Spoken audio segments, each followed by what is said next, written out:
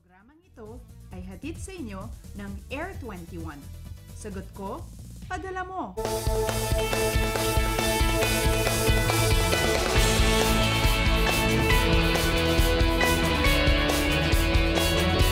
Good morning Pilipinas, 4:59 ayon sa Philippine Standard Time. Sabado po ngayon, pagandahin natin ang simula ng ating weekend sa pamamagitan ng pagtuklas ng mga kaalaman tungkol sa ating panahon. Live mula sa Pag-asa Weather and Flood Forecasting Center, ito po ang Panahon TV. Nangunguna sa paghahatid ng ulat panahon, araw-araw po yan mula Lunes hanggang Linggo. Ako po inyong weatherman, Harry Bayon, na makakasama nyo ngayong Saturday, Hulyo 20, 2013. Simulan po natin ang umagang ito sa pagbibigay ng recap hinggil sa lagay ng ating panahon ngayong Linggo. Isang low pressure area sa Infanta Quezon ang bumungad sa atin ngayong Linggong ito. Noong Tuesday, July 16, naging ganap itong tropical depression na tinawag nga nating Bagyong Isang, na siyang ikasyam na bagyo para sa taong ito. Noong Wednesday, July 17, from tropical depression, naging tropical storm si Bagyong Isang. Pero good news po dahil noong madaling araw ng Huwebes, July 18, ay tuluyan nang nakalabas ng ating bansa ang nasabing bagyo. Ngayon naman, upang alamin na natin ang lagay ng ating panahon ngayong Sabado, makakasama po natin si Pag-asa Weather Forecaster Joey Figuracion na siyang magbibigay sa atin ng update. Magandang umaga po, Mr. Figuracion. Magandang umaga rin sa iyo, Hari, at sa ating pong mga tagapakinig. Mr. Figuracion, meron ulit tayong namataang panibagong low pressure area o LPA sa Southern Mindanao. Ano na po ba yung exact location ng nasabing LPA? Hari, base sa datos ng Pag-asa, ang ating binabantayang low pressure area dito sa gawing silangan ng Mindanao ay nasa layong 330 km nitong silangan nga ng Mindanao. At kumikilos siya ng mabagal sa direksyon ng west-northwest. At hindi pa naman natin nakikita yan na bagyo sa ngayon, although at hindi pa ganap na at hindi pa maganda ang circulation at nakikita natin na nasa kategorya pa rin ang LPA sa ngayon.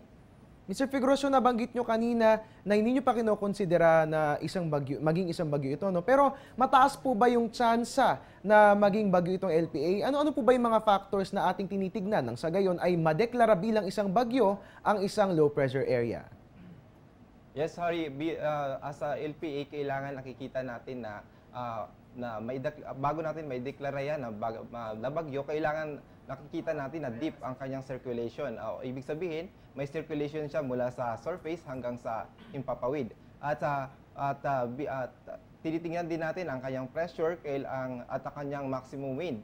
At habang lumalakas ang kanyang hangin, baba naman ang kanyang pressure. At sa atin dito sa Pilipinas at base na rin sa directive ng WMO o World Meteorological Organization, sinusunod natin yung sa kategoryang tropical depression, kailangan ang maximum sustained wind ay nasa 45 km per hour hanggang 63 km per hour and so on. At beyond that ay nasa kategoryang tropical storm at sa kategoryang typhoon. At wala po tayo sa base at sa kaalaman ng ating mga kabayan, wala tayong kategoryang super typhoon. Nagtataas lang tayo ng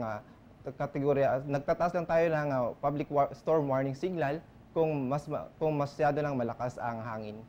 Pero Mr. Figuracion, ito po bang low pressure area na ito, mataas po ba yung chance niya na maging bagyo? Makikita po ba natin, maaasahan po ba natin na this week ay magiging bagyo itong nasabing sama ng panahon? Base sa circulation nito ngayon, Hari, hindi pa naman siya ganap na bagyo. At although hindi nakikita pa rin natin na maging bagyo ito at may posibilidad dyan dahil nga ang convection o driving mechanism nito ay moisture at sea surface temperature at nasa karagatan yan sa ngayon, mas malaki ang posibilidad na maging bagyo ito. Alright, that's great news. Mr. Figuracion, sa ibang usapan, sa western section ng Northern and Central Luzon, umiiral naman po yung monsoon trough. Ano po ba yung tinatawag natin na monsoon trough? Pwede po bang paka-explain sa ating mga kababayan kung ano po itong weather system na ito?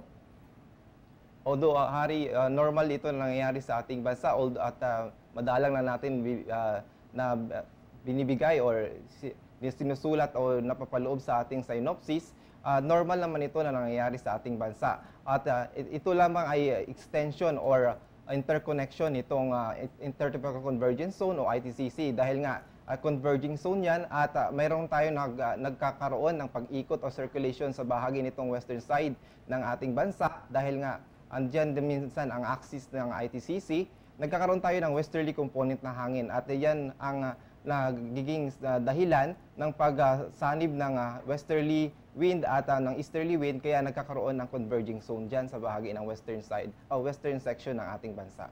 Ayan, talaga naman kay ganda ng ating umaga dahil meron naman tayong bagong natutunan tungkol sa ating weather system na monsoon trough. Mr. Figuracion, ano po ba nga aasahan nating lagay ng panahon sa buong bansa ngayong araw ng Sabado?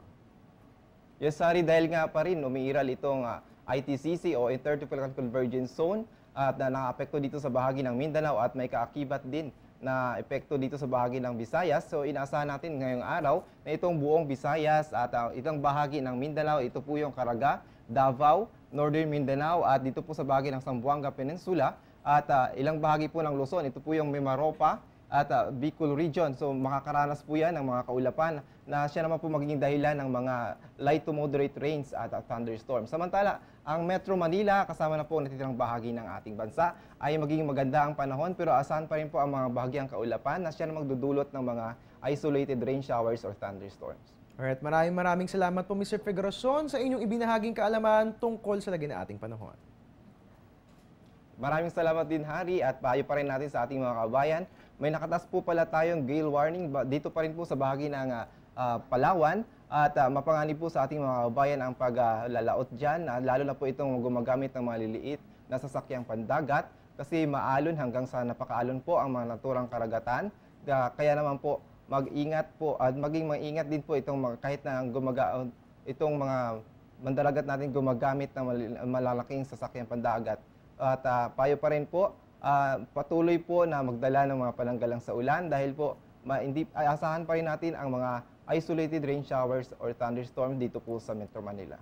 Alright, there you have it mga kababayan, nakasama po natin si Pag-asa weather forecaster Joy Figuracion. Ngayon naman alamin na natin kung anong oras nga ba sisikat si Haring Araw. Ang ating sunrise magaganap yan ng 5:36 a.m. Ang ating sunset naman ay 6:28 p.m. Ang moonrise natin ay 3:57 p.m. Ang moonset naman ay 2:39 a.m. At may taas po yan na may illumination po yan rather na 89%. Makikita nga po natin ang full moon sa darating na July 23. At para naman sa tidal predictions along Manila Bay, ang ating high tide ay 7:04 a.m. May taas po yan na 1.30 meters. Ang low tide naman ay 3:54 p.m. May taas po yan na 0.05 meter. Marami pa tayong dapat malaman sa ating weather. Kung kaya't dyan ka lang at huwag maglilipat ng channel dahil mababalik po ang Panahon TV.